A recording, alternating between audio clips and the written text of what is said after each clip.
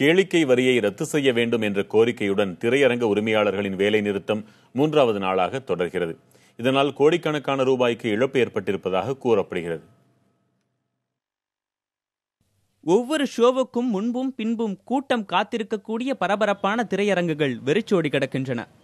திரையரங்க வளாகத்திற்குள் கிரிக்கெட் விளையாடி கொண்டிருக்கிறார்கள் இளைஞர்கள்.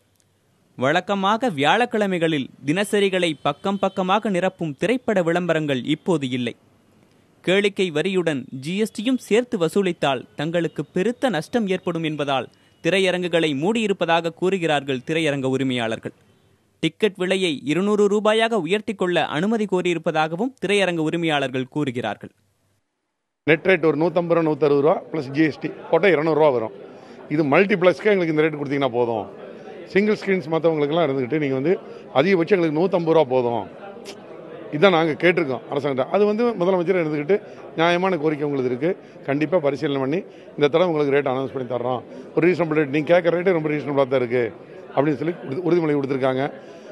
எல்லாத்துக்கும் மேலே இந்த 12 வருஷம் 15 வருஷத்துக்கு அப்புறம் நாங்கள் ரிவிஷன் கேட்குறோம் இல்லைங்களா, இந்த ரிவிஷன் ரொம்ப நியாயம்னு பொதுமக்களை நீங்கள் ஏற்றுக்கிற அளவுக்கு தான் இருக்கும். குறைஞ்சபட்சம் 50 ரூபா கேட்டிருக்கோம், அதிகபட்சம் ஜிஎஸ்டி சேர்த்து 200 ரூபாய்க்குள்ள வாங்கிக்கிறோம் அப்படின்ட்டு இருக்கோம். தமிழகம் முழுவதும் சுமார் 1000 திரையரங்குகள் மூடியிருக்கும் நிலையில் இந்த வேலை நிறுத்தம் உரிமையாளர்கள், விநியோகஸ்தர்கள், தயாரிப்பாளர்கள் மட்டுமின்றி திரையரங்குகளில் பணியாற்றும் 3 லட்சத்திற்கும் அதிகமான திரையரங்க பணியாளர்களையும் பாதித்துள்ளது.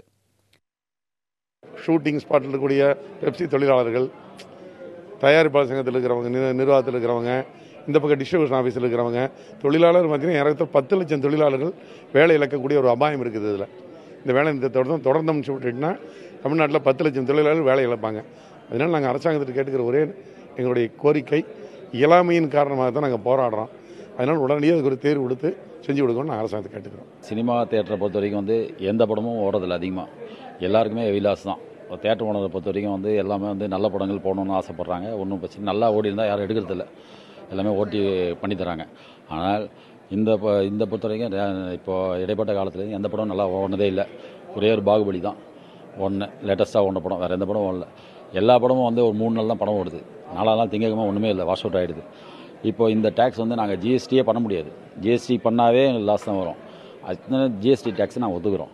ஆனால் இந்த கமர்ஷியல் டேக்ஸ் 30% நம்ம வந்தால் டோட்டலாக எதுவுமே பண்ண முடியாது. யாருமே தொழில் பண்ண முடியாது.